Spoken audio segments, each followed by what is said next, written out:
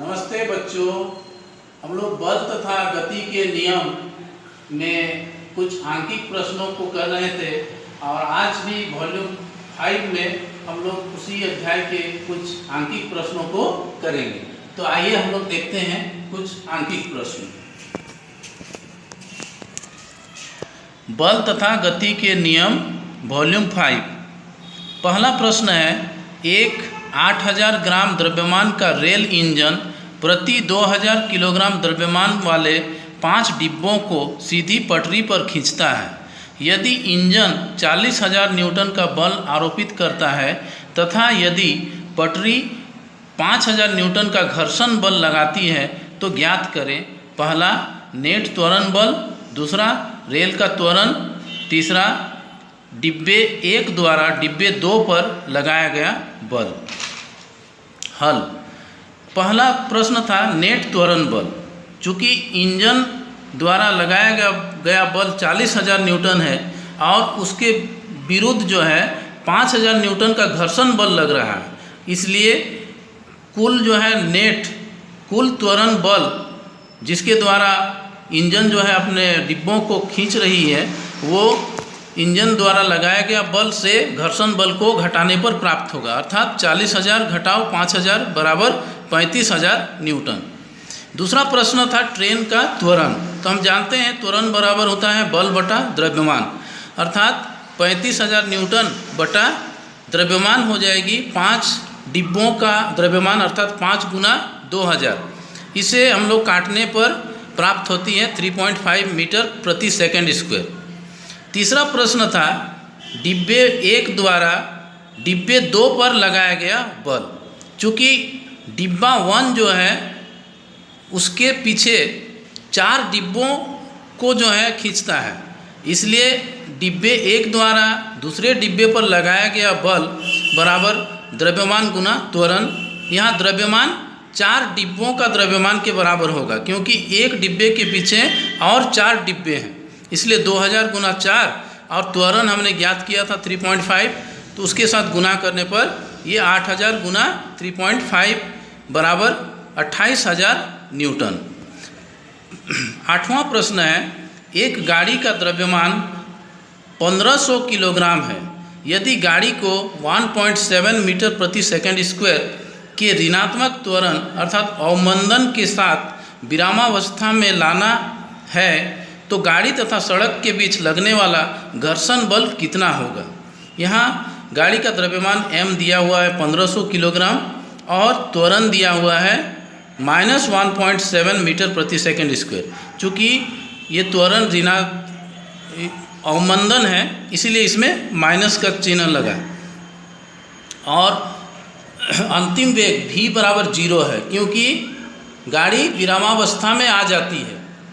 हमें बल निकालनी है, तो चूँकि जानते हैं बल बराबर होता है द्रव्यमान गुना त्वरण अर्थात m × a, उनके मानों को बैठाने पर होता है 1500 गुना -1.7 बराबर आती है -2550 न्यूटन।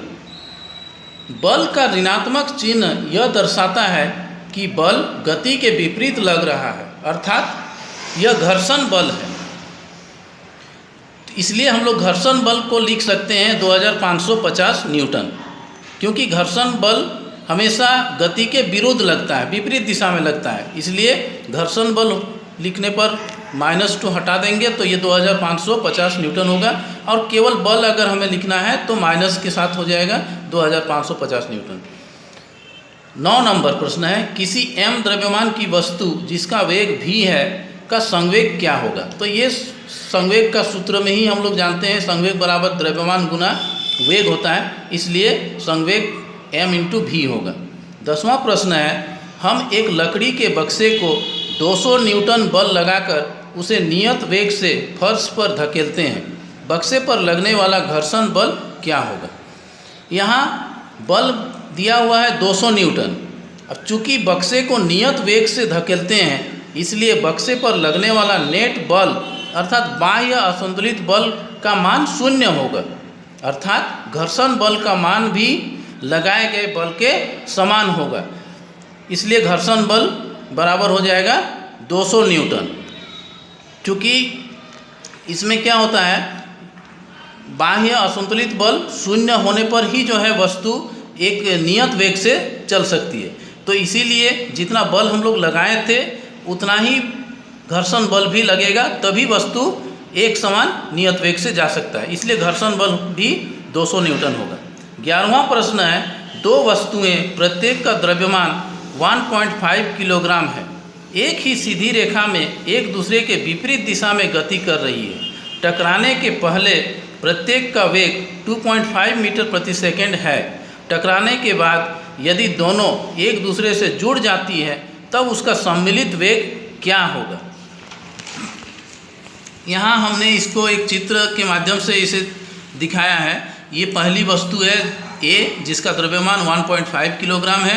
ये अपने प्रारंभिक वेग यू ए बराबर 2.5 मीटर प्रति सेकंड से जा रही है, और उसके विपरीत दिशा में वस्तु बी जो है, जिसका द्रव्यमान भी 1.5 किलोग्राम है और वो भी 2.5 मीटर प्रति सेकंड के वेग से ही आ रही है। चूँकि ये विपरीत दिशा में, ए के विपरीत दिशा में आ रही है, इसलिए ये माइनस साइन इसमें आ गया, -2.5 मीटर प्रति सेकंड। यहाँ हमने दिखाया है ये टक्कर के समय, जब ये दोनों वस्तु एक दूसरे के तरफ आती है तो ये बीच में जो है आने के बाद टक्कर होती है। टक्कर के समय दोनों का द्रव्यमान में तो कोई परिवर्तन नहीं होगा, दोनों जुट जाएगा, तो टोटल द्रव्यमान m a प्लस b बराबर हो जाएगा 1.5 प्लस 1.5 बराबर 3 किलोग्राम। मान लिया टक्कर के बाद जुड़े हुए वस्तु का वेग v मीटर प्रति सेकंड है, तो टक्कर के पहले कुल संवेग अर्थात पहली वस्तु का प्रारंभिक संवेग ma इंटू यू ए और दूसरी वस्तु का प्रारंभिक संवेग mb इंटू यू बी, दोनों का मानों को हम लोग यहाँ बैठाए हैं। 1.5 इंटू 2.5 प्लस 1.5 इंटू -2.5, ये बस b का जो प्रारंभिक वेग होगा वो उसी a के विपरीत दिशा में है, इसलिए इसमें माइनस चिन्ह आ गया। इसको हम लोग गुना करते हैं तो, और इसको भी गुना करते हैं, लेकिन ये माइनस प्लस से ये माइनस हो जाता है, दोनों तरफ समान राशि है, तो इसीलिए इससे इसको घटाने पर 0 प्राप्त होती है। तो टक्कर के पहले कुल संवेग 0 किलोग्राम मीटर प्रति सेकंड होगी। संवेग के संरक्षण नियम से टक्कर के बाद कुल संवेग भी टक्कर के पहले के संवेग के समान ही होगा, इसलिए टक्कर के बाद कुल संवेग बराबर 0, या टक्कर के बाद दोनों का द्रव्यमान, चूँकि दोनों वस्तु आपस में जुड़ जाती है इसलिए m a प्लस b हो जाएगी, और दोनों जुड़ जाने के कारण दोनों का जो सम्मिलित वेग है वो भी हम लोग मान लिए थे, इसलिए m a plus b into भी इक्वल्स टू 0 होगा। दोनों के द्रव्यमानों को जोड़ने पर ये 3 आ जाती है, इंटू भी इक्वल्स टू 0, इसलिए v बराबर 0/3 अर्थात 0 मीटर प्रति सेकंड होगी। इसलिए टक्कर के बाद सम्मिलित वेग 0 मीटर प्रति सेकंड होगी। चूँकि दोनों वस्तु का द्रव्यमान समान था और दोनों ही समान वेग से एक दूसरे के करीब जो है आ रही थी, इसीलिए इसमें जो सम्मिलित दोनों वस्तुओं, जब ये दोनों आपस में टकरा जाएंगे तो ये कोई भी वेग इसमें और अंतिम वेग नहीं होगा, दोनों जो है विरामावस्था में आ जाएगी। अगला प्रश्न है, गति के तृतीय नियम के अनुसार जब हम किसी वस्तु को धक्का देते हैं तो वस्तु उतने ही बल के साथ हमें भी विपरीत दिशा में धक्का देती है। यदि वह वस्तु एक ट्रक है जो सड़क के किनारे खड़ा है, संभवतः हमारे द्वारा बल आरोपित करने पर भी गतिशील नहीं हो पाएगा। एक विद्यार्थी इसे सही साबित करते हुए कहता है कि दोनों बल विपरीत एवं बराबर है जो एक दूसरे को निरस्त कर देते हैं। इस तर्क पर अपने विचार दें और बताएं कि ट्रक गतिशील क्यों नहीं हो पाता। उत्तर, जब हम सड़क किनारे खड़े किसी ट्रक को धक्का देते हैं तो गति के तृतीय नियमानुसार ट्रक भी हमें उतने ही बल से विपरीत दिशा में धक्का देगी। दोनों बल समान एवं विपरीत होने के कारण एक दूसरे को निरस्त कर देते हैं। ट्रक के गतिशील नहीं होने का कारण यह है कि ट्रक का द्रव्यमान हमारे द्रव्यमान से बहुत अधिक है, इसलिए लगाए गए बल के द्वारा ट्रक में उत्पन्न त्वरण नगण्य है, अर्थात बहुत ही कम है, जो ट्रक को गतिशील करने के लिए अपर्याप्त है। इसलिए ट्रक गतिशील नहीं हो पाता। अगला प्रश्न है 200 ग्राम द्रव्यमान की एक हॉकी की गेंद 10 मीटर प्रति सेकंड की वेग से सीधी रेखा में चलती हुई 5 किलोग्राम द्रव्यमान के लकड़ी के गुटके से संघट्ट करती है तथा उससे जुड़ जाती है। उसके बाद दोनों एक साथ उसी रेखा में गति करते हैं। संघट्ट के पहले और संघट्ट के बाद के कुल संवेगों की गणना करें। दोनों वस्तुओं की जुड़ी हुई अवस्था में वेग की गणना करें। यहाँ हमने एक चित्र के द्वारा इसे समझाने की कोशिश किए हैं। ये हॉकी का गेंद है जिसका द्रव्यमान 200 ग्राम है। इसे किलोग्राम में बदलने पर 0.2 किलोग्राम होती है। ये प्रारंभिक वेग 10 मीटर प्रति सेकंड से इस दिशा में जा रही है और यहाँ ये लकड़ी का गुटका है जिसका द्रव्यमान 5 किलोग्राम है। हॉकी का गेंद इससे जाके टकराने के बाद इसके साथ संघट्ट हो जाती है अर्थात जुड़ जाती है। यहाँ हमने चित्र में दिखाया है कि संघट्ट अर्थात टक्कर के समय एवं बाद, टक्कर के समय एवं बाद, टक्कर चूँकि दोनों वस्तुएं जुड़ जाती है इसलिए उसका जो सम्मिलित द्रव्यमान होगा वो हॉकी का गेंद और लकड़ी के गुटके का द्रव्यमान अर्थात 0.2 + 5 = 5.2 किलोग्राम होगी। और चूँकि जुड़ करके एक साथ गति करता है इसलिए हम इसका सम्मिलित वेग को भी मान लिए हैं। अब हम लोग देखते हैं हॉकी की गेंद का द्रव्यमान m1 बराबर 200 ग्राम अर्थात 0.2 किलोग्राम। हॉकी की गेंद का प्रारंभिक वेग u1 बराबर 10 मीटर प्रति सेकंड। लकड़ी के गुटके का द्रव्यमान m2 बराबर 5 किलोग्राम। लकड़ी के गुटके का प्रारंभिक वेग u2 बराबर 0 मीटर प्रति सेकंड, क्योंकि लकड़ी का गुटका स्थिर अवस्था में है, विराम की अवस्था में, इसलिए प्रारंभिक वेग 0 हो रही है। मान लिया संघट्ट के बाद सम्मिलित वेग v है। चूँकि गेंद लकड़ी के साथ जुड़ जाती है इसीलिए दोनों सम्मिलित रूप से दोनों जो है गति करता है, तो उसका हम लोग सम्मिलित वेग को भी मान लिए। अब हम लोग संघट्ट के पहले गेंद और लकड़ी का कुल संवेग को ज्ञात करते हैं।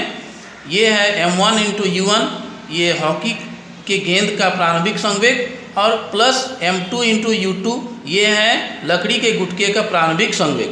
दोनों सभी मानों को यहाँ बैठाते हैं। ये 0.2 × 10 + 5 × 0 बराबर, इसे गुणा करने पर 2 आती है और ये 5 × 0 0 अर्थात ये 2 किलोग्राम मीटर प्रति सेकंड होती है संघट्ट के पहले गेंद और लकड़ी का कुल संवेग।